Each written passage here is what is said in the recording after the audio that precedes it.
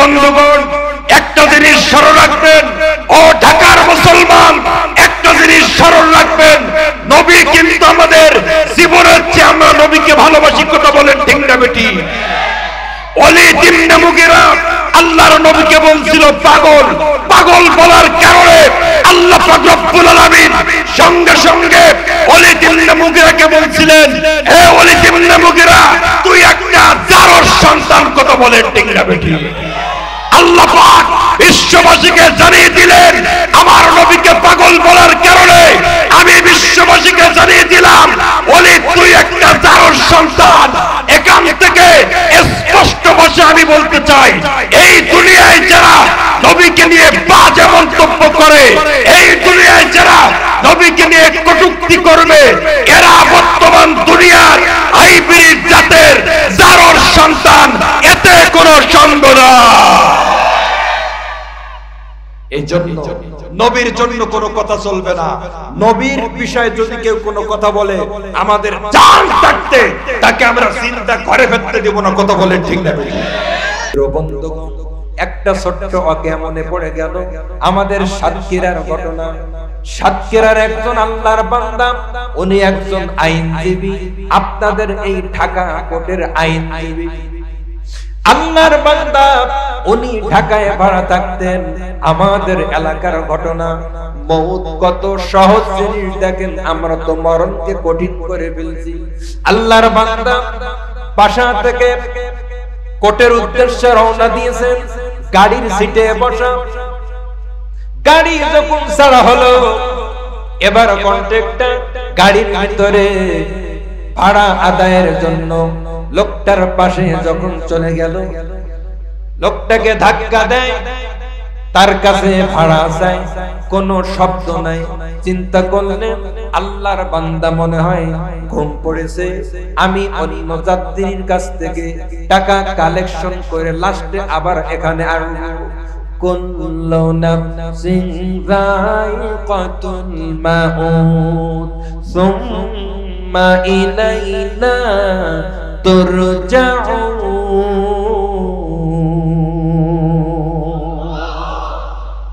প্রাণী মাত্রই মরণশীল। আমাদের প্রত্যেকে আল্লাহর কাছে প্রত্যাবর্তিত হতে হবে, প্রত্যেককে আল্লাহর কাছে ফিরে যেতে হবে।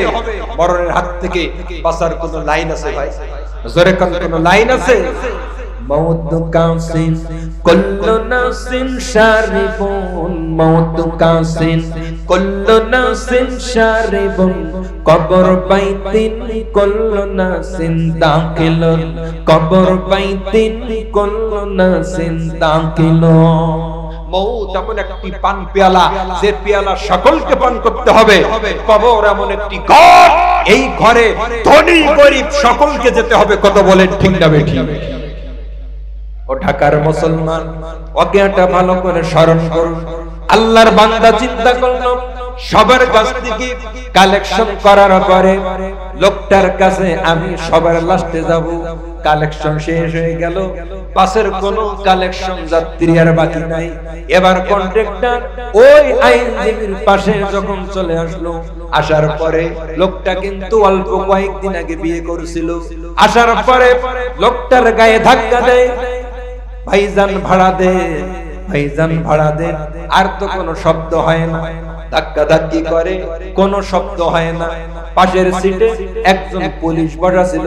পুলিশ লোকটাকে যখন বলা হলো আল্লাহর বান্দা পুলিশ, এবার লোকটাকে ধাক্কা ধাক্কি দেওয়ার পরে বলল, তুমি আর ভাড়া চেও না, আল্লাহ পাকের বান্দা কিন্তু দুনিয়ার বুকে আর নাই। কবরবাসীর কান্না কাটি যদি কেহ দেখিত, ঘর বাড়ি হাই সব ছাড়িয়া পাগল হয়ে বেড়াইতো। কত বলেন ঠিক না? উনি মারা গেছে, আর তার কাছে ভাড়া চেয়েও না, মৃত্যু নিশ্চিত করলেন। এখন তার বাড়ি তো আমাদের সাতক্ষীরায়, এখানে কেউ নেই, নতুন বিয়ে করছে, বউ এলাকায় রেখে আসছে, এখন একা একা থাকে। প্রিয় বন্ধুগণ, লাস্টে ওই পুলিশ তাকে ওখান থেকে নামিয়ে পাশে একটা হসপিটালে রাখলো। বাড়িতে খবর দেওয়ার পরে সাতক্ষীরা থেকে এসে তার লাশ নিয়ে গেল। আপনারা বলেন মরণের কোনো গ্যারান্টি আছে না ভাই? কোনো গ্যারান্টি আছে? আমি হাফিজুর রহমান আপনাদের ঢাকা থেকে ফিরে সাতক্ষীরা যেতে পারবো, গ্যারান্টি আছে না ভাই? এজন্য মরণের জন্য প্রস্তুত থাকতে হবে। নবীর তরিকার উপর সব সময় থাকবেন। কখন মরণ হয়ে যায় কিছু বলার নেই, এজন্য নবীর তরিকার বাইরে চলা যাবে না। নবীর তরিকার বাইরে চলা যাবে না, যে কোনো মুহূর্তে মরণ হয়ে যেতে পারে। কত বলেন ঠিক না? যা হোক ভাই, সর্বশেষ ফিনিশিং, আল্লাহর বান্দি তার হাত চড়া লেগে আছে রানের উপরে, ফয়সালা দিবেন জামানার বড় ইমাম ইমাম মালিক। জোরে কোন আল্লাহু আকবার। বন্ধুরা, ইমাম ডাক দিয়ে বলে, হুজুর ডাক দিয়ে বলে, তোমরা যত ফয়সালা দিয়েছো এটা সঠিক হলো না, আসল ফয়সালা এবার শোনো। মহিলার পাশে চলে গেলেন, যাওয়ার পরে বললেন, আমি তোমার কাছে যেটা শুনবো তুমি সত্য বলবে, খবরদার তুমি যেন মিথ্যা বলো না। যা বলবো সত্য উত্তর দিবে, মিথ্যা কথা বলবে না। তুমি বলো যে মহিলাকে তুমি গোসল দিতেছো, তুমি কি এখানে আসার পরে তার বিষয়ে কোনো বাজে মন্তব্য করছিলে? বান্দে ডাক দিয়ে বলে, হুজুর আমি মিথ্যা বলবো না, আমি একটা বাজে মন্তব্য করেছিলাম। ও ভাই, দুনিয়ার কেউ কিছু মনের খবর জানে না, কিন্তু মনের খবর জানেন যিনি, জবান খুলে বলেন তিনি কে? আল্লাহু আলিমুম বিযাতিস সুদূর। অন্তরের খবর আল্লাহ রাখেন। উনি বলতেছে, হ্যাঁ হুজুর, আমি একটা চিন্তা ভাবনা তার নিয়ে করেছিলাম। কি? আমি চিন্তা করেছিলাম, আমি একদিন এই মহিলাকে সন্ধ্যা বেলায় একজন পুরুষকে দেখে আমি ধারণা করেছিলাম এই পুরুষের সাথে মনে হয় এই মহিলা খারাপ। কিন্তু ভাইজান, এই পুরুষটা ছিল অন্য কেউ নয়, পুরুষটা ছিল কিন্তু ওই মহিলার স্বামী। হুজুর আমি বুঝতে পারি নাই তার স্বামীর সঙ্গে ছিল, এটা বুঝতে পারি নাই। এই খারাপ ধারণা কিন্তু আমি তার উপরে করেছিলাম। মিথ্যা তহমত, তাকে আমি মিথ্যা অপবাদ দিয়েছিলাম। হুজুর তখন বললেন, মিথ্যা অপবাদ কেউ যদি কারোর উপরে জিনার অপবাদ দেয়, কোরআনের ভেতর আল্লাহ পাক স্পষ্ট বলেছেন তাকে 80টা বেতের আঘাত দিতে হবে। কয়টা? এর জরিমানা হলো, এর শাস্তি হলো, যদি কোনো সতী নারীর উপরে কেউ মিথ্যা তহমত লাগায়, মিথ্যা অপবাদ লাগায়, তার শাস্তি হলো 80টা বেতের। প্রিয় বন্ধুগণ, হুজুর বললেন, এবার বেত হাজির করো। বেত যখন হাজির করা হলো, এক এক করে বাড়ি যখন মহিলার উপর দেওয়া হলো, ৭৯টা বাড়ি যখন হয়ে গেল, এখনো পর্যন্ত কিন্তু হাত রান থেকে আলাদা হয় না। ৭৯টা বাড়ি দেওয়া শেষ, ৮০টা বাড়ির বিধান। হুজুর তখন বললেন, জল্লাদ ক্ষান্ত হও, এখনো পর্যন্ত হাত ছাড়ে না, কারণ কি? আমি আরেকটু চিন্তা করে দেখি আর কোন ফয়সালা আছে কিনা। হুজুর বললেন, না, এইটাই একটাই ফয়সালা, ৮০টা বেত্রাঘাত, এই ছাড়া কোনো ফয়সালা নেই। ও জল্লাদ, আল্লাহর উপর ভরসা করে তুমি ৮০ নম্বর বাড়ি দাও। আশা করি আল্লাহর কোরআন যা বলছে, যাররা পরিমাণ আল্লাহর কোরআনের কোনো মিথ্যার অবকাশ নেই। আল্লাহর কোরআন যা বলছে তাই সত্য। জোরে বল সুবহান। বন্ধুরা, এবারে যখন হুজুরের হুকুম শুনে জল্লাদ যখন ৮০টা বেতের আঘাত যখন পূর্ণ করলো, ৮০টা আঘাত মারা মাত্রই সাথে সাথে কিন্তু মৃত্যু মহিলার রান থেকে জিন্দা মহিলার হাত আল্লাহ আলাদা করে দিল। বিশ্বাস কার বলে ভাই? বিশ্বাসে মেলে বস্তু, তর্কে বহুদূর। আল্লাহর উপর ভরসা করলে আল্লাহ তার ইজ্জত নষ্ট করে নাই ভাই।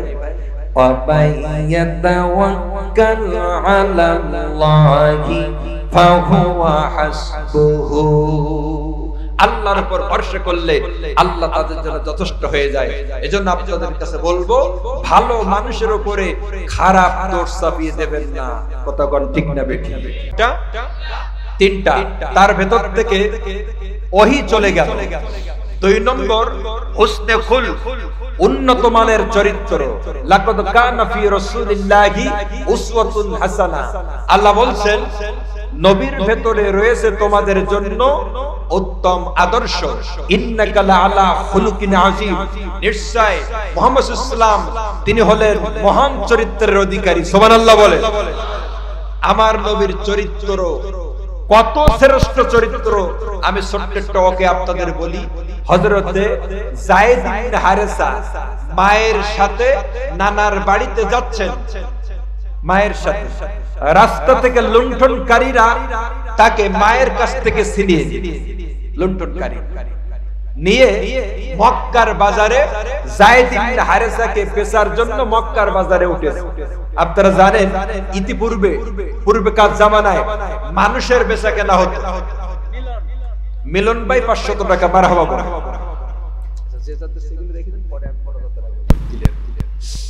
যায়েদ ইবনে হারেসা ছোট্ট মানুষ, লুণ্ঠনকারীদের কাছে গ্রেফতার হয়ে গেল। মক্কার বাজারে বিক্রি করলো।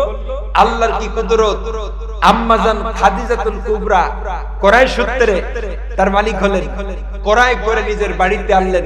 তখন কিন্তু আম্মাজানের সাথে আমাদের বিশ্বনবী সাল্লাল্লাহু আলাইহি ওয়াসাল্লামের এখন পর্যন্ত বিয়ে শাদী হয়নি, কিছুদিন পরে হবে। এদিকে যায়েদের মা চরিত্র কার বলে দেখেন ভাই? আমরা তো মানুষের চরিত্রে পঞ্চম, কিন্তু আমার নবীর চরিত্র দেখেন ভাই। নবীর চরিত্র ছিল 1 নম্বর। নবী পেয়েছি আমরা 1 নম্বর। ভাই আমাদের নবী কয় নম্বর ভাই? কিন্তু আমাদের কাজকর্ম সবের কি 1 নম্বর না 2 নম্বরও আছে? মসজিদের মাইক সেটগুলো চুরি করে বলে 2 নম্বর। বাথরুমের বদনা পর্যন্ত চুরি হয়, কারা করে? এজন্য ভাই নবী পেয়েছি দামি, কাজকর্মগুলো দামি করা লাগবে। দুঃখজনিত কণ্ঠে একটা কথা আপনাদের বলি। একজন খ্রিস্টান, সে মুসলমান হয়েছে, বর্তমান তার নাম হলো ইউসুফ ইসলাম।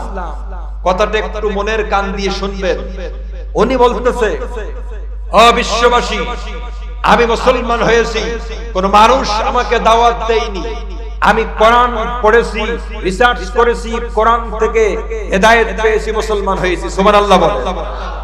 কিন্তু মুসলমান হওয়ার পরে মুসলমানদের আখলাক, চরিত্র, কাজকর্ম যা দেখতেছি, আগে যদি আমি টের পেতাম মুসলমানরা এত খারাপ, তাহলে মুসলমান হওয়া আমার কপালে জুটতো না। চিন্তা করছে ইউসুফ ইসলাম কি বলছে? আগের থেকে যদি টের পেতাম মুসলমানরা এত খারাপ, তবে আমার নসিবে কালিমা পড়া জুটতো।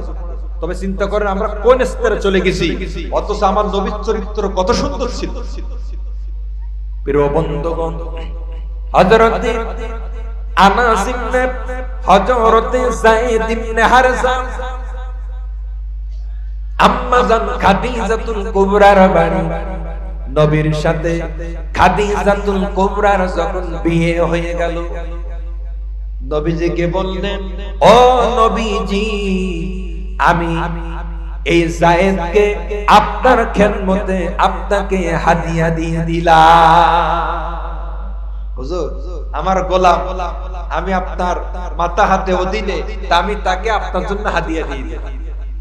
এদিকে যায়েদের পিতা বাড়ি ছিল তার ইয়ামান দেশে, একটাই সন্তান ছিল যায়েদ, ছোট্ট কালে হারিয়ে গেছে। সন্তান সন্তান করে পাগল হয়ে গেছে, কান্নাকাটি করতে করতে। আপনারা বলেন, সন্তান মারা যাওয়া বড় কষ্ট না সন্তান হারানো বড় কষ্ট? ভাই মারা গেছে তো মারাই গেছে, কিন্তু সন্তান যখন হারিয়ে যায় তখন পিতামাতার খাওয়া ঘুম থাকে না, না জানি আমার সন্তানটা কোন হালাতে। প্রিয় বন্ধুগণ, এবার যায়েদের পিতা রাস্তা দিয়ে যখন যায়, যায়েদ যায়েদ বলে, তখন কিন্তু কান্নাকাটি করে। একটানা 10টা বছর হয়ে গেল, যায়েদের কোনো খোঁজ খবর নাই। 10 বছর খুঁজেছে, কোনো খোঁজ খবর নেই, খাওয়া ঘুম নাই, চোখের জ্যোতি হারিয়ে ফেলছে, কাঁদতে কাঁদতে একটাই সন্দেহ। আল্লাহর কি খেয়াল, ইয়ামান থেকে একদল মানুষ হজ ফরজ পালন করার জন্য মক্কায় গমন করে। যায়েদ তখন কাবা শরীফ তওয়াফ করতেছিল। এরা তাকিয়ে দেখে, এই যে যুবককে দেখা যায়, এ তো সেই হারানো যায়েদ বলে মনে হচ্ছে। পাশে চলে গেলেন, যে বললেন, বাবা তোমার নাম কি যায়েদ? বললেন, হ্যাঁ। তোমার আব্বার নাম কি? বললেন, আব্বার নাম হারেসা। বাড়ি কোথায়? ইয়ামান দেশে। তখন তারা বুঝতে পারলো, এই তো সে হারানো সন্তান যায়েদ। মারহাবা বলে। প্রিয় বন্ধুগণ, এবার যায়েদকে বলা হলো, বাবা তুমি কি জানো, তোমার পিতা কাঁদতে কাঁদতে তার চোখের পাওয়ার নষ্ট করে ফেলছে, তোমার মা পাগলের মতো হয়ে গেছে। ও বাবা চলো আমাদের সাথে দেশে চলে যাই।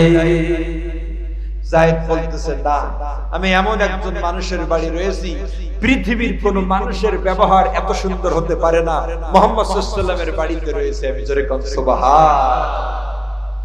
প্রিয় বন্ধুগণ, যায়েদকে বলা হলো, যায়েদ কিন্তু বাড়ি যাইতে রাজি হলো না।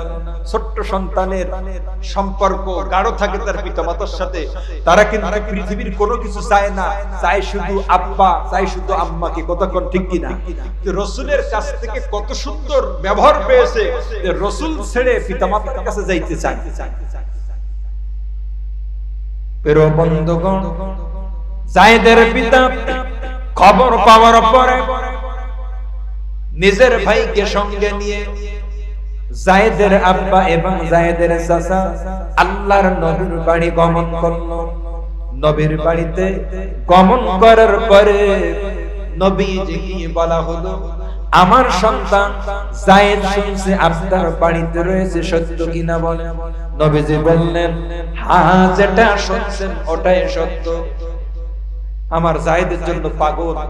আমি জানি আপনারা ক্রয় সূত্রে মালিক হয়েছেন, অনেক টাকা দিয়ে ক্রয় করেছেন, আমি প্রচুর অর্থ করে নিয়ে এসেছি, যত টাকা চান বিনিময়ে যায়েদকে বাড়ি ফিরে দিতে চাই। দুহাত তুলে কথা আল্লাহু আকবার। প্রিয় বন্ধুগণ, নবীজি ডাক দিয়ে বলেন, যায়েদ যদি বাড়ি যাইতে চায়, আমি নবী ঘোষণা দিলাম 1 টাকাও আমি নেব না। যায়েদ যদি যাইতে চায়, আপনাদের সন্তান, আমি কোনো দাবি নেই, কোনো টাকা নেব না। আর যায়েদ যদি না যাইতে চায়, আমি এমন ব্যক্তি না যে জোর করে তার বাড়ি থেকে বাহির করি। এখন আপনারা যায়েদের সাথে কথা বলেন। প্রিয় বন্ধুগণ, এবার আল্লাহর নবী যায়েদকে ডাক দিলেন। হযরতে যায়েদকে যখন সামনে ডাকলেন, আল্লাহর নবী বললেন, ও বাবা যায়েদ, তুমি দেখো এই দুইজন মানুষকে চিনতে পারো কিনা? যায়েদ বললেন, ইনি আমার আব্বা, উনি আমার চাচা। এবার বলা হলো, তোমার মনে যেদিকে চায় তুমি সেই দিকে যেতে পারো, আমার কাছে থাকলে থাকতে পারো, অথবা তুমি তোমার পিতার সাথে দেশে যেতে পারো। এখন তুমি চিন্তা করে দেখো, তুমি যেটা করবে আমার কোনো দ্বিমত নেই। প্রিয় বন্ধুগণ, এই কথা যখন বলা হলো, হযরতে যায়েদ ইবনে হারেসা, আল্লাহর নবী যখন এই কথা বললেন, যায়েদ ইবনে হারেসা একবার তাকায় আমার নবীর মুখের দিকে, আরেকবার তাকায় কিন্তু পিতার মুখের দিকে। অবশেষে যায়েদ ডাক দিয়ে বলে, আমি সিদ্ধান্ত নিয়েছি, যতদিন পর্যন্ত আল্লাহ পাক রব্বুল আলামিন আমাকে জিন্দা রাখবে, আমি আল্লাহর নবীর কাছে থাকতে চাই। পিতার মুখের দিকে তাকালো, রাসূলের মুখের দিকে তাকালো, তাকিয়ে বলতেছে, আমি সিদ্ধান্ত নিয়েছি, আল্লাহ যতদিন ও পৃষ্ঠে আমাকে জিন্দা রাখে, আমি বিশ্বনবী সাল্লাল্লাহু আলাইহি ওয়াসাল্লামের কদম মোবারকে পড়ে থাকতে চাই। জোরে কোন সুবহান। প্রিয় বন্ধুগণ, এই কথা বলার পরে আল্লাহর নবী এত খুশি হয়ে গেল, আল্লাহর নবী আর দেরি না করে হযরতে জাকারিয়া কান্দলবি রাহমাতুল্লাহ আলাইহি তিনি কিতাবের ভেতর লিখছেন আল্লাহর নবী আর দেরি না করে যায়েদকে নিজের কোলের ভিতরে উঠিয়ে নিলেন। ওঠানোর পরে এবার নবীজি ডাক দিয়ে বললেন, ওগো মক্কাবাসী, তোমরা সাক্ষ্য থেকে যাও, আজ থেকে যায়েদকে আমি আমার সন্তান হিসাবে কবুল করে নিলাম। তবে চরিত্র কার বলে ভাই, আখলাক কার বলে, ব্যবহার কার বলে? নবীর চরিত্রে চরিত্রবান, নবীর আদর্শে আদর্শবান হতে হবে, নইলে 3.5 দেহের 5 পয়সা মূল্য নাই। মুহতারাম হাজিরিন, যায়েদের পিতা এই দৃশ্য অবলোকন করে হাসি খুশি মনে যায়েদকে রেখে বাড়ি ফিরে গেল। জোরে কোন সুবহানাল্লাহ। এই তো ছিল নবীর চরিত্র, এই তো ছিল নবীর আখলাক। সর্বশেষ নবীর মুজিজা। মুজিজা ছাড়া কিন্তু নবী হওয়া যায়। মুজিজা কার বলে? ফরহাঙ্গে জাদিদ নামক লগাতের ভিতরে এসেছে। মুজিজা শব্দের আবিধানিক অর্থ হলো, মুজিজা শব্দের আবিধানিক অর্থ হলো অলৌকিক ঘটনা। আল মুজামুল ওয়াফি নামক লগাতের ভিতরে এসেছে। মুজিজা শব্দের আরেকটা অর্থ হলো অসম্ভব জিনিস। অসম্ভব জিনিস সম্ভব বানানো, তার নাম হলো মুজিজা। আপনারা শুনে খুশি হবেন, আমার নবীকে আল্লাহ একটা নয়, দুইটা নয়, 4,500 মুজিজা আমার নবীকে আল্লাহ একই দান করেছিলেন। জোরে কোন সুবহানাল্লাহ। কয়টা মুজিজা ভাই? সবাই বলেন কয়টা? প্রিয় বন্ধুগণ, এই 4,500 মুজিজার ভিতরে সবচেয়ে বড় মুজিজা হলো 30 পারা কোরআন কারীম। যতই পড়া হয় ততই কিন্তু শুনতে মনে চায়। দুনিয়ার প্রতিটা জিনিসের স্বাদ কিন্তু নষ্ট হয়ে গেছে, কিন্তু ভাইজান একটা জিনিসের স্বাদ এখনো পর্যন্ত নষ্ট হয়নি, যেটা হলো কোরআন শরীফ তেলাওয়াতের স্বাদ। কথা বলেন ঠিক না বেঠিক? এজন্য আমি প্রায় আপনাদের বলি, কোরআন তোমায় এ যতই জপি ওই ততই মধুর লাগে। কোরআন তোমায় এ যতই জপি ততই মধুর লাগে। কোরআনে যে এত মধু কে জানি তো আগে, কতই মধুর লাগে। কথা বলেন ঠিক না বেঠিক? সবচেয়ে বড় মুজিজা কোরআনুল কারীম। 4,500 মুজিজা, জীবন ও কর্ম।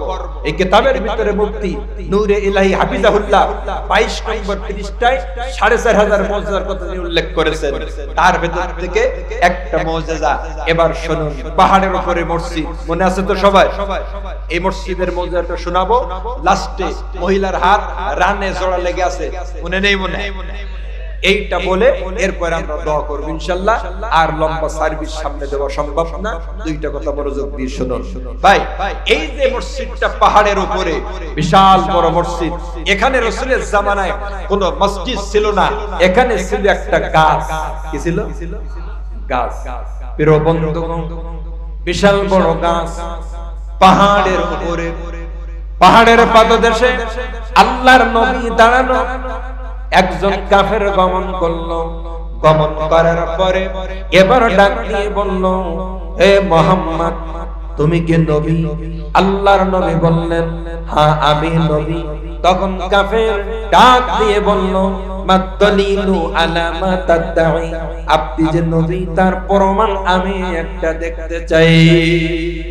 নবী বললেন, তুমি কি দেখতে চাও বলো, সেইটা তোমাকে দেখাতে হবে। কাফের তখন বলল, হুজুর ওই গাছের উপর থেকে গাছ যদি নিচে নামে আর আপনি নবী আর এর সাক্ষী দেয়, তবে আমি কালিমা পড়ে মুসলমান হয়ে যাব। জোরে কোন সুবহানাল্লাহ।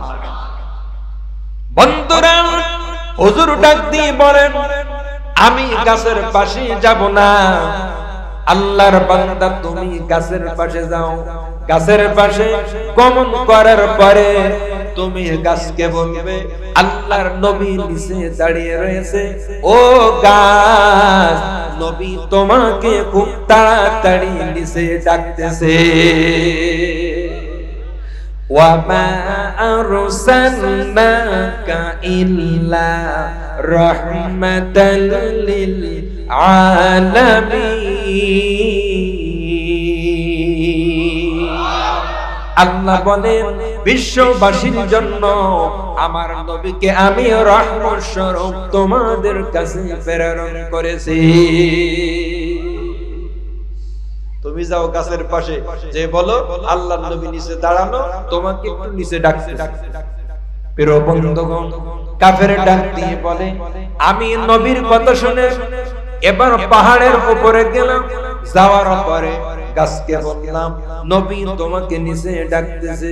এই কথা যখন গাছকে বলা হলো, কাফের বলতেছে আমি তখন তাকানোর পরে দেখতে পাইলাম গাছ একটা টান দিয়ে পাহাড়ের উপর থেকে শিকড় গুলো কিন্তু উঠিয়ে এনেছে।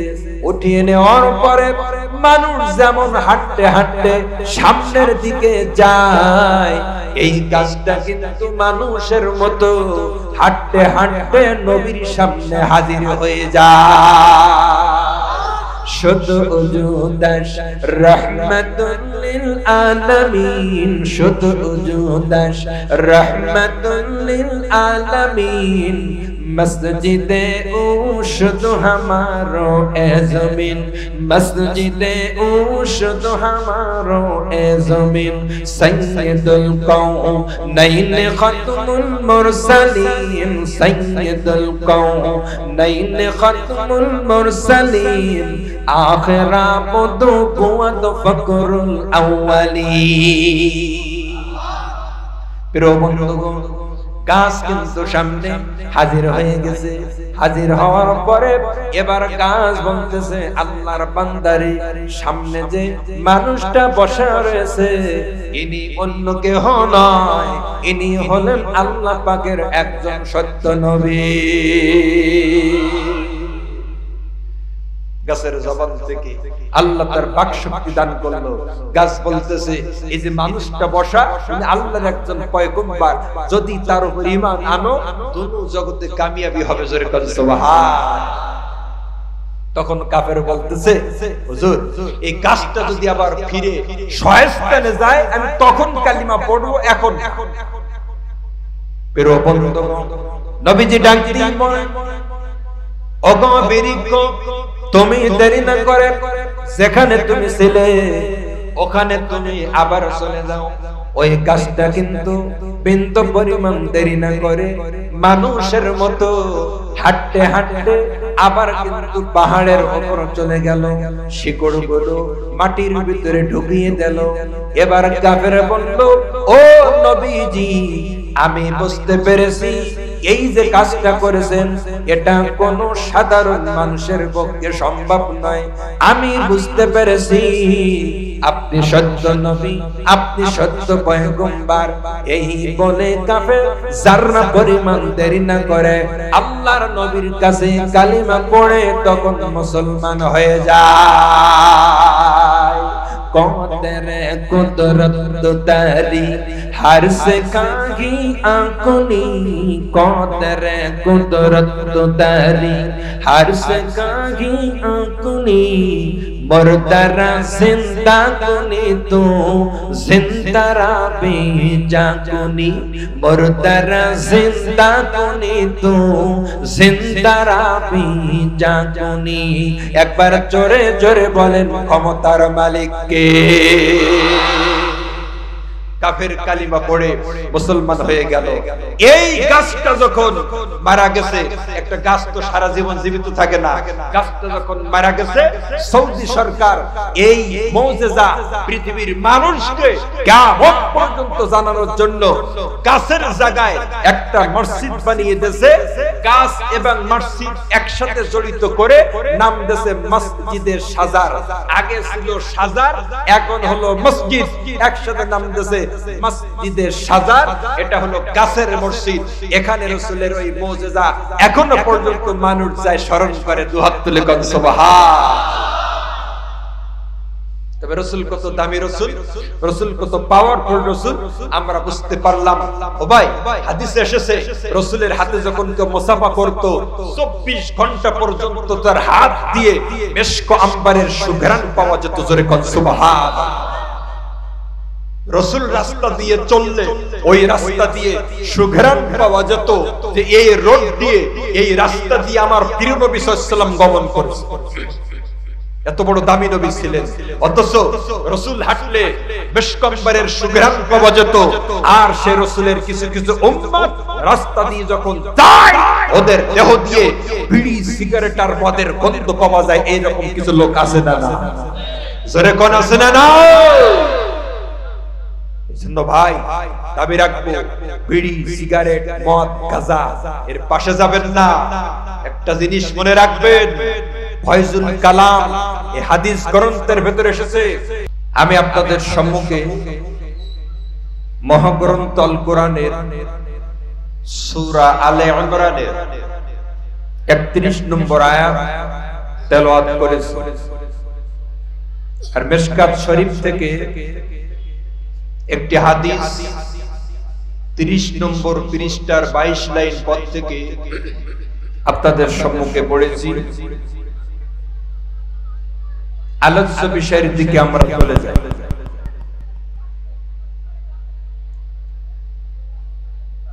তবে যে আয়াতটা নিয়ে আমরা আলোচনা করব সূরা আলে ইমরানের 31 নম্বর আয়াত। আলোচ্য বিষয়টা আগের থেকে জানিয়ে দিচ্ছি। এই আয়াতের উপরে আমরা কিছু তাফসীর, কিছু আলোচনা শুনবো ইনশাআল্লাহ। আল্লাহ পাক রব্বুল আলামিন বলেন, কুল ইন কুনতুম তুহিব্বুনাল্লাহ ফাত্তাবিউনি ইহবিবকুমুল্লাহ ওয়া ইয়াগফির লাকুম যুনুবাকুম আল্লাহু গফুরুর রহিম।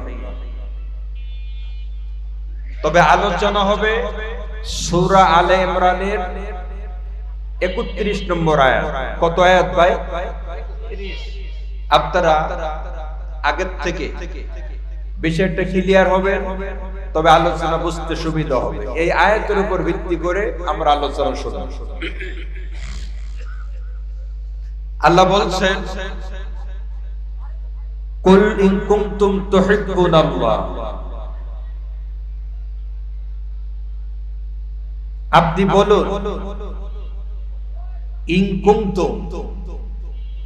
ইন মানে যদি, কুনতুম মানে তোমরা, তুহিব্বুনাল্লাহ আল্লাহকে ভালোবাসো। আল্লাহ বলছেন, নবী আপনি বলুন যদি তোমরা আল্লাহকে ভালোবাসো, ফাত্তাবিউনি আমাকে ইত্তেবা করো, আমাকে অনুসরণ করো। ইহবিবকুমুল্লাহ তাহলে আল্লাহ তোমাদেরকে ভালোবাসবেন। ওয়া ইয়াগফির লাকুম যুনুবাকুম আল্লাহ তোমাদের সমস্ত পাপ ক্ষমা করে দিবে। আল্লাহু গফুরুর রহিম নিশ্চয় আল্লাহ পাক অত্যন্ত ক্ষমাশীল, পরম দয়ালু। এটা হলো আয়াত কারিমার শাব্দিক তরজমা।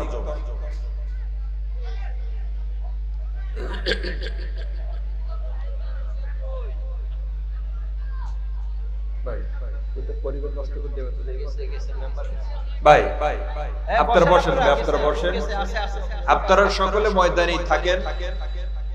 রাস্তায় যে শব্দ হচ্ছে ওখানে লোকজন গেছে, আপনারা আপনাদের স্থানেই থাকেন।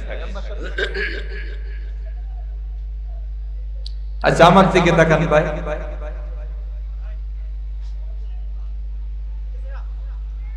তবে আয়াতের অর্থ আমরা সকলে শুনলাম। এবার শানে নুজুলটা আমরা একটু খেয়াল করি। এই আয়াতটা আল্লাহ পাক কেন নাজিল করেছেন অর্থ আমি বলছি, আপনারা মোটামুটি বুঝেছেন। এবার একটু শানে নুজুল প্রেক্ষাপটটা আমরা একটু শ্রবণ করি। আয়াতটা আল্লাহ পাক কেন নাজিল করলেন? তাফসিরে ইবনে কাসির এই তাফসীরের ভিতরে হাফেজ হাদিস ইবনে কাসির রাহমাতুল্লাহ আলাইহি এবং তাফসীরে মাসাইরের ভিতরে আল্লামা কাজী সানাউল্লাহ পানিপতি রাহমাতুল্লাহ আলাইহি এই আয়াতে একাধিক শানে নজুল বর্ণনা করেছেন। তার ভেতর থেকে একটা শানে নজুল আমি আপনাদের বলতেছি, একটু মনোযোগ দিয়ে শুনিয়ে।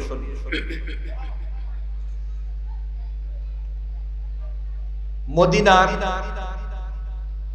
কিছু আনসার তাদের বন্ধুত্ব ছিল ইহুদিদের সাথে। ইহুদি তাদের উদ্দেশ্য ছিল তাদের ঈমান হরণ করা, তাদেরকে অমুসলিম বানাবে, এই ছিল তাদের বন্ধুত্বের টার্গেট। আল্লাহর নবীর প্রাণপ্রিয় সাহাবী হযরত আব্দুল্লাহ রাদিয়াল্লাহু তাআলা আনহু উনি বিষয়টা আজ করতে পেরে টের পাওয়ার পরে ওই কয়েকজন আনসারী মানুষকে পাশে ডাক দিলেন। দেওয়ার পরে বললেন, শোনো, তোমাদের কিন্তু যে সমস্ত বন্ধুরা রয়েছে ইহুদি, তারা কিন্তু তোমাদের ঈমান হরণ করতে চায়, বিদায় তোমরা তাদের সাথে বন্ধুত্ব রেখো না, তাদের পাশে যেও। প্রিয় বন্ধুগণ, এই কথা যখন বললেন, আনসাররা ডাক দিয়ে বলে, তোমার কথা শুনতে আমরা রাজি নই। বন্ধুত্ব স্থাপন করতে যে নিষেধ করছো আব্দুল্লাহ, তোমার কথা শুনতে আমরা রাজি না, আমরা ইহুদিদের সাথে বন্ধুত্ব ঠিকই রাখি। আল্লাহ পাক সাথে সাথে এই সূরা আলে ইমরানের ৩১ নম্বর আয়াত নাজিল করে পৃথিবীর সমস্ত মানুষকে বিষয়টা ক্লিয়ার করে দিলেন। জোরে কোন সুবহানাল্লাহ। এবার আপনারা লক্ষ্য করেন,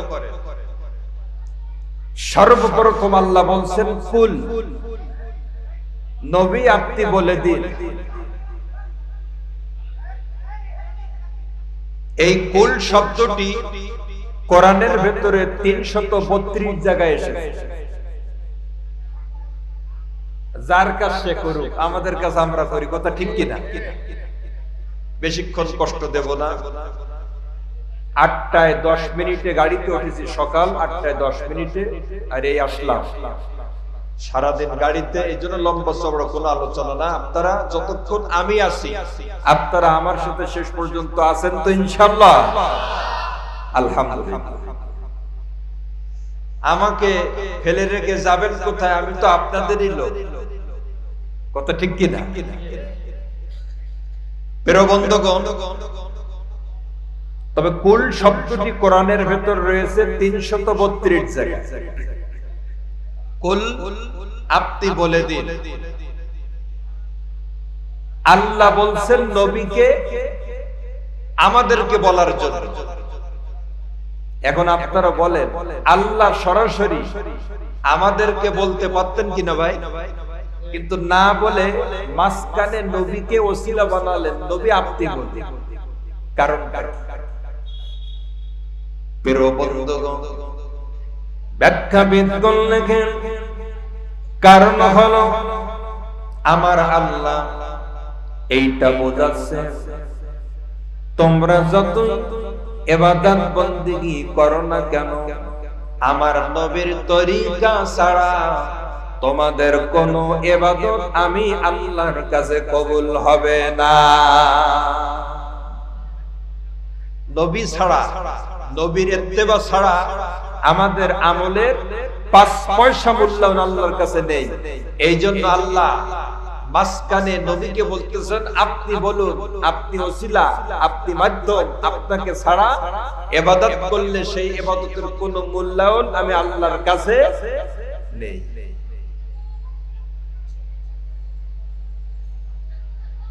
প্রিয় বন্ধুগণ,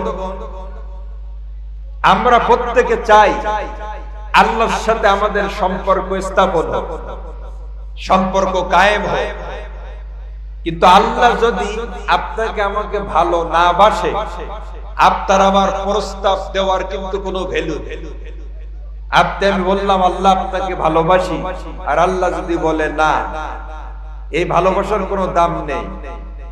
আর আল্লাহ যদি আপনাকে আমাকে ভালোবাসে, আর আমরা যদি আল্লাহকে ভালোবাসি, সেই ভালোবাসার কিন্তু দাম রয়েছে। এক পক্ষের প্রস্তাবের কোনো দাম নেই। ভালোবাসাটা দ্বিপাক্ষিক হওয়া লাগে, দুই পক্ষের থেকে হওয়া লাগে। কথা কোন ঠিক না? প্রিয় বন্ধুগণ, আল্লাহ রাব্বুল আলামিন এই জন্য তিনি ডাক দিয়ে বলেন, আমার সাথে যদি তোমরা ভালোবাসা স্থাপন করতে চাও, ফাত্তাবিউনি ইউহিব্বুকুমুল্লাহ, তাহলে আমার নবীকে ইত্তেবা করো, অনুসরণ করো। তবে আপনি সরাসরি আল্লাহকে যদি ভালোবাসতে চান, ভালোবাসা কায়েম হবে না, মাঝখানে রাখতে হবে নবীকে। জোরে বলেন কাকে? নবীর মাধ্যমে আল্লাহকে পেতে হবে। ওয়ায়াগফির লাকুম যুনুবাকুম আল্লাহু গফুরুর রহিম। আল্লাহু আকবার। তাহলে আল্লাহ পাক তোমাদের সমুদয় পাপ রাশি ক্ষমা করে দিবেন। আল্লাহ অত্যন্ত ক্ষমাশীল, পরম দয়ালু। জবান খুলে কোন সুবহানাল্লাহ। বন্ধুরা, এখান থেকেই বোঝা গেল দুই তলা ওঠার জন্য যেমন একটা সিঁড়ির প্রয়োজন, আল্লাহকে পাওয়ার জন্য কিন্তু নবীর প্রয়োজন। স্ত্রীকে তালাক দিয়ে শ্বশুরের সাথে যেমন খাতির পাতানো যায় না, আমার নবীকে বাদ দিয়ে আল্লাহর সাথে কিন্তু খাতির চলে না। এজন্য আমরা নবী চাই কি চাই না? একটু হাত তুলে কোন চাই কি চাই না? ও ভাই, শয়তান এসে গেছে মাহফিলের প্যান্ডেলে, আমরা একটু নারী তাকবীর আল্লাহু আকবার দিয়ে একটু শয়তান এলাকা ছাড়া করি। দুইটা হাত তুলে যার কণ্ঠে শয়তান তাড়াতে হবে, কিন্তু আওয়াজ কিন্তু আস্তে দিলে হবে না, শয়তান এক্ষুনি তাড়াতে হবে। দুইটা হাত তুলে জবান খুলে আমার সাথে সকলে পড়ুন, নারে তাকবীর। ও ভাই, এই আওয়াজে শয়তান যাবে না, আরেকটু আওয়াজ দিতে হবে। আপনাদের গলায় আওয়াজ আছে না নাই? জোরে বলেন আছে না নাই? দুইটা হাত তুলে আসমান জমিন প্রকম্পিত করে পাহাড়ের মতো গর্জন দিয়ে আমার সাথে সবাই পড়ুন, নারে তাকবীর। আল কোরআনের আলো, কোরআন হাদিস যেখানে, কোরআন নেই যেখানে, নারে তাকবীর। কিছু দূর গেছে শয়তান। আল্লাহ প্রিয় বন্ধুগণ, এত তাড়াতাড়ি তো কাজটি হবে না। আল্লাহ, তবে আল্লাহ পাক রব্বুল আলামিন জান্নাতের বাগানে আমাদেরকে কবুল করেছেন। আপনারা বেজার না খুশি ভাই? এটা জোরে বলেন, বেজার না খুশি? মুহতারাম হাজিরিন, তবে আমরা আয়াতে অর্থ শুনলাম, এবার আসুন এই আয়াত থেকে আমরা কি বুঝলাম? আল্লাহকে পাওয়ার জন্য নবীর ইত্তেবা, নবীর অনুসরণ অবশ্যই জরুরি। নবীর অনুসরণ ব্যতিরেকে আল্লাহর নবীকে ইত্তেবা করতে হবে, অনুসরণ করতে হবে। এই দুনিয়ায় বহুত মানুষ রয়েছে যারা মুখে মুখে বলে আশিকে রাসূল, রাসূলকে ভালোবাসি, রাসূলকে ভালোবাসি, এক ওয়াক্ত নামাজ পড়ে না। বলেন এই ভালোবাসার কোনো দাম আছে ভাই? জোরে কোন আছে? রাসূলকে ভালোবাসি মুখে বলে, অথচ স্ত্রী পর্দায় থাকে না। মুখে মুখে ভালোবাসি ভালোবাসি বললে কিন্তু ভালোবাসা হয় না। রাসূলকে অনুসরণ করা, ইত্তেবা করা, এর নাম হলো ভালোবাসা। কথা বলেন ঠিক না বেঠিক? এজন্য রাসূলের সুন্নাতের উপরে আমাদের আমল করতে হবে বেশি বেশি। রাসূলের সুন্নাতের উপর যদি বেশি বেশি আমল করেন, আপনার থেকে কিন্তু ফরজ ছুটে যাবে। ফরজ ইবাদত কিন্তু ইবাদতের মতো হবে। এজন্য যত সুন্নাত রয়েছে বাস্তব জীবনে সুন্নাতগুলো সেট করতে হবে ভাই। যার ভিতর রয়েছে সুন্নাত সে হলো রাসূলের উম্মত, আর যার ভিতর রয়েছে যে রাসূলের উম্মত তার জন্য আল্লাহ পাকের জান্নাত। কথা বলেন ঠিক না বেঠিক? এজন্য আমরা সুন্নাত মানতে রাজি আছি তো ইনশাআল্লাহ। প্রিয় বন্ধুগণ, এজন্য তো নবী সাল্লাল্লাহু আলাইহি ওয়াসাল্লাম বলছেন, মান আহাব্বা সুন্নতি ফাকাদ আহাব্বানি ওয়া মান আহাব্বানি কানা মাই ফিল জান্নাহ। রাসূলের সুন্নাতকে যারা ভালোবাসবে, ইত্তেবা করবে, সুন্নাতকে ভালোবাসা ইত্তেবা করা মানে ভালোবাসাটা কেমন যেন বর্তায় নবীর উপরে। আর নবীকে যারা ভালোবাসবে, নবীর সাথেই তারা জান্নাতে অবস্থান করবে। নবীর সাথে আমরা জান্নাতে অবস্থান করতে রাজি আছি না ইনশাআল্লাহ? প্রিয় বন্ধুগণ, এবার লক্ষ্য করুন, আমাদের দেহের উপরে চামড়া বিদ্যমান, চামড়ার নিচে কিন্তু গোশত রয়েছে, গোশতর নিচে কিন্তু হাড্ডি রয়েছে।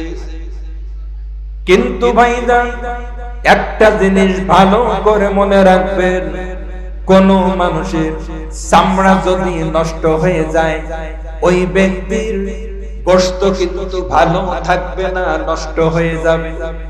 নষ্ট হয়ে যাবে। গোশত যদি নষ্ট হয়ে যায়, ওই ব্যক্তি হাড্ডি কিন্তু নষ্ট হয়ে যাবে। এখান থেকে বোঝা গেল, যদি আপনি গোশত এবং হাড্ডি ভালো রাখতে চান, আপনাকে কিন্তু অবশ্যই চামড়া ভালো রাখতে হবে। অনুরূপ ভাবে ফরজ ইবাদত যদি আপনি ভালো রাখতে চান, সুন্নাত ইবাদত আপনাকে ভালো রাখা লাগবে। কথা বলেন ঠিক না বেঠিক?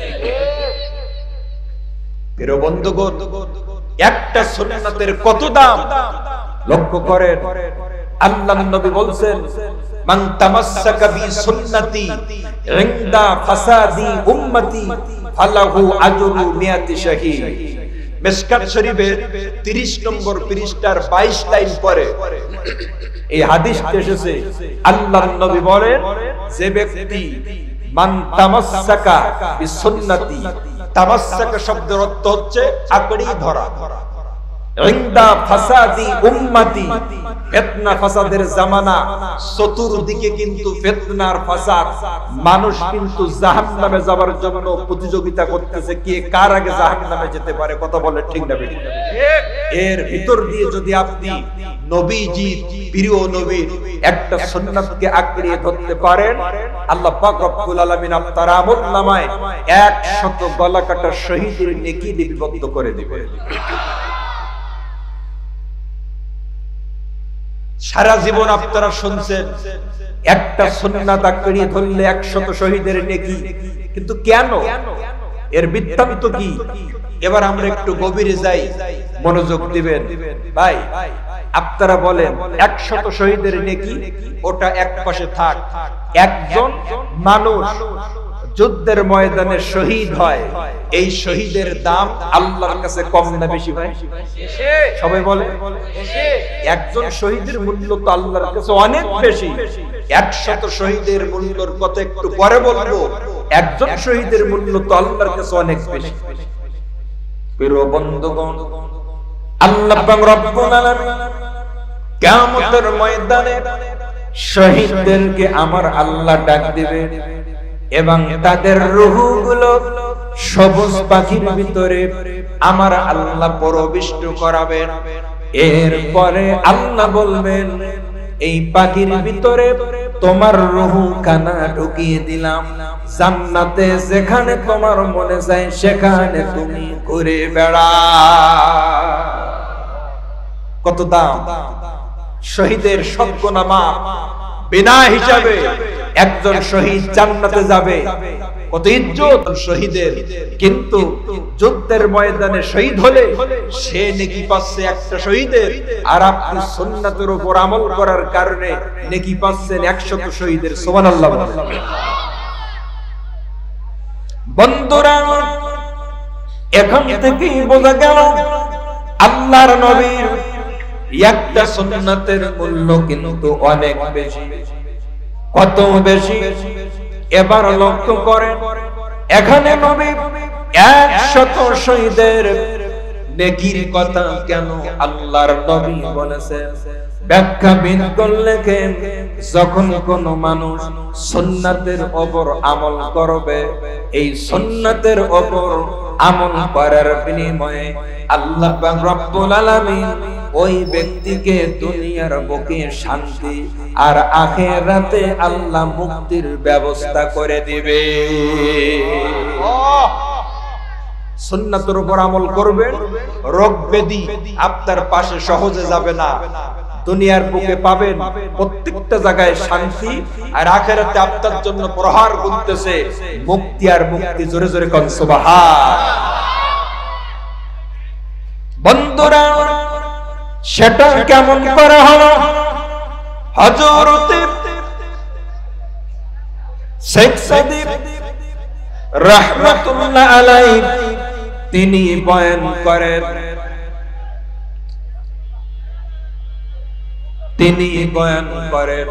আল্লাহর নবীর সুন্নাতের কত দাম।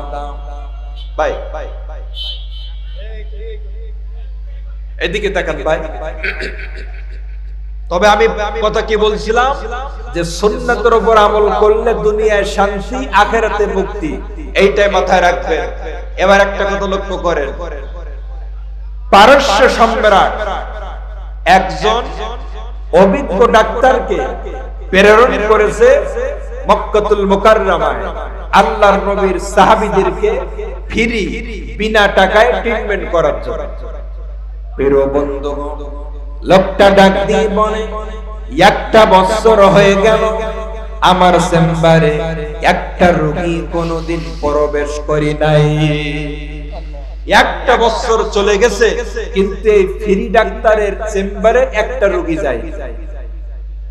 প্রিয় বন্ধুগণ, ডাক্তার চিন্তা করলো, আমার চেম্বারে কোন রোগী কেন যায় না, আমি একটু নবীর খেদমতে হাজির হয়ে যাই। নবীর দরবারে গেলেন, যে বলছেন, হুজুর 1 বছর হয়ে গেল, কিন্তু আমার চেম্বারে একটা রোগী 1 বছরের ভিতরে আসেনি। হুজুর, আমি আপনার দেশে আর থাকতে চাই না, আমি আমার নিজের দেশে ফিরে যেতে চাই। যাওয়ার পূর্বে আপনার কাছে জানতে চাই, আপনার সাহাবীদের আল্লাহর রোগ ব্যাধি কেন দেয় না? জোরে কোন সুবহানাল্লাহ।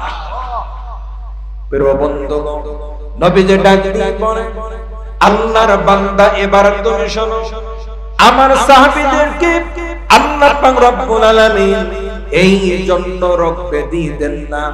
আমার সাহাবীরা যখন তাদের ক্ষুধা না লাগে তখন কিন্তু তারা খানা খায় না, আর যখন খানা খায় তখন কিন্তু পেটটা খালি রেখে খানা খায়। এই পেটটা খালি রাখা, এটা আমি নবীর সুন্নাত। এই সুন্নাতের উপর আমল করার কারণে আল্লাহ পাক রব্বুল আলামিন আমার সাহাবীদের কোন রোগ ব্যাধি আল্লাহ কিন্তু দেয় না।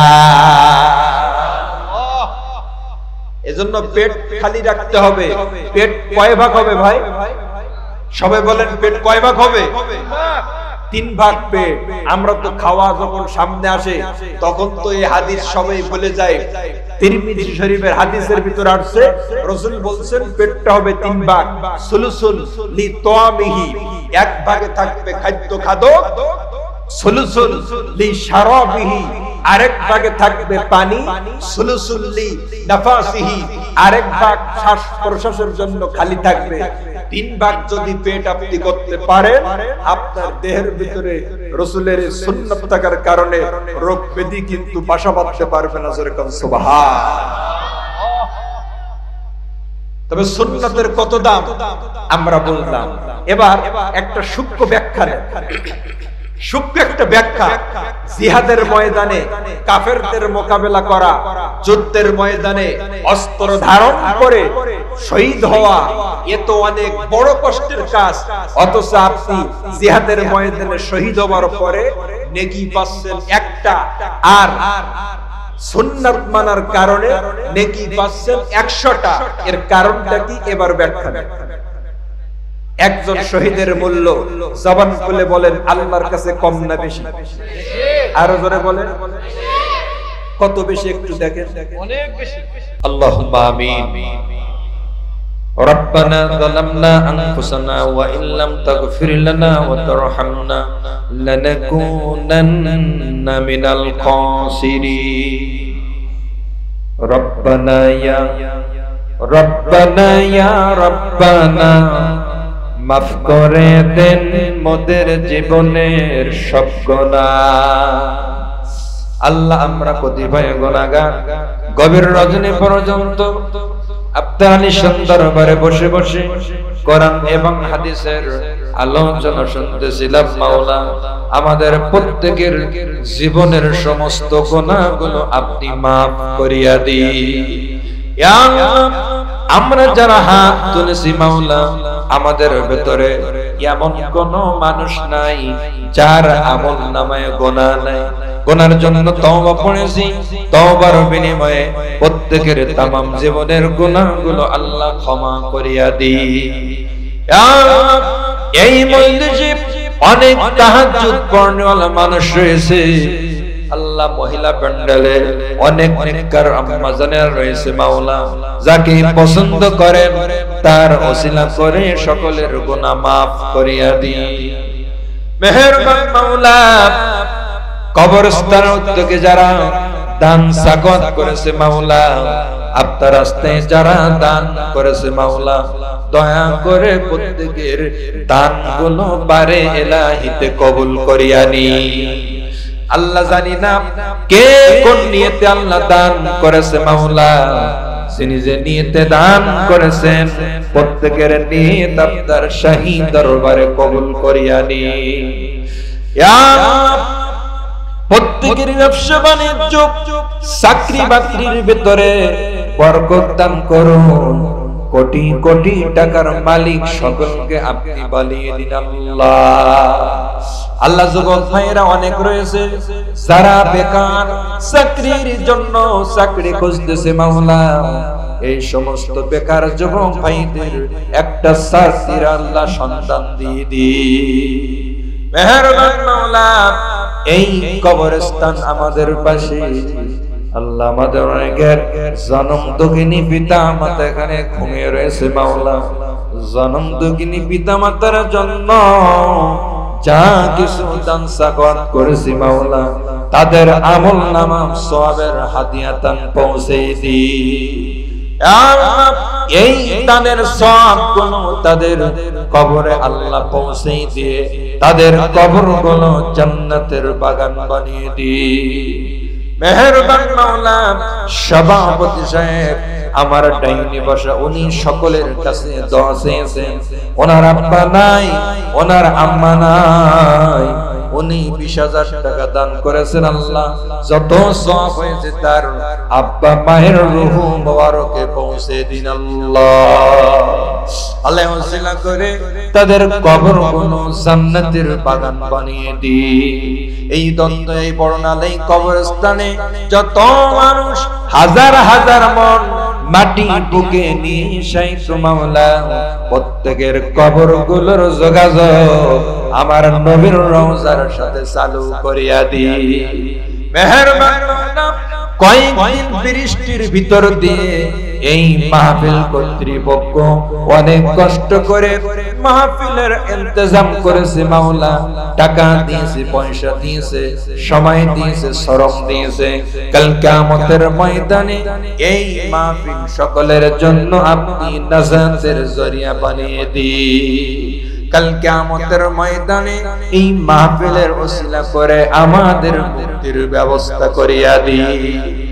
ও আকাশের মালিক, আপনার কাছে দরখাস্ত, আমাদের ভেতরে অনেক অসুস্থ রয়েছে, অনেকের বাড়িতে আব্বা মা অসুস্থ রয়েছে, আল্লাহ আমার মাও খুব অসুস্থ, আমি সকলের কাছে দোয়া চাই, আল্লাহ আমার মা সহ যাদের মা অসুস্থ মাওলা সকলকে আপনি সুস্থ করিয়া দিন। ও আকাশের মালিক রে, আপনার কাছে ফরিয়াদ, যতদিন দুনিয়ায় থাকবো আল্লাহ ইমানি হালাতে থাকার তৌফিক আল্লাহ দিয়ে দিন। আম্মা জানদের বিষয়ে যা কিছু বলেছি আমাদের মা বোনদেরকে নেককার মা বোন হিসেবে কবুল করিয়া নিন।